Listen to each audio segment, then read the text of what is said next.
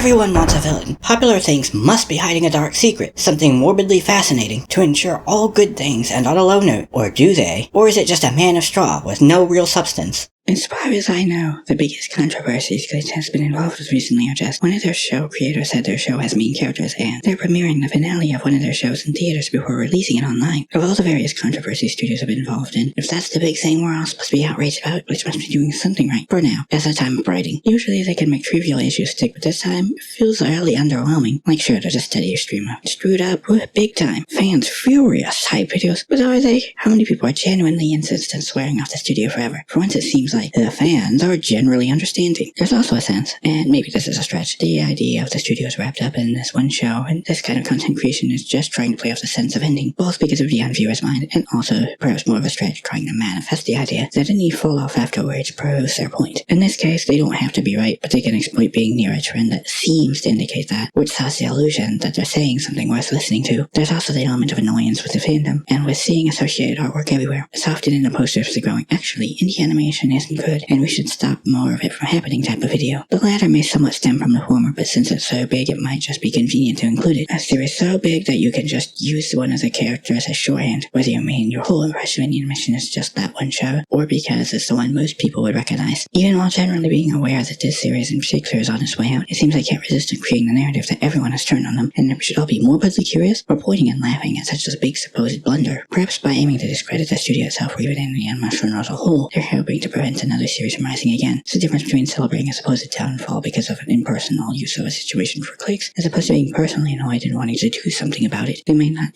care that if they flood the zone with hostile messages and succeed, they may kill their golden goose, like a parasite has extracted everything it can from its host, with no regard for those well-being. You parasites!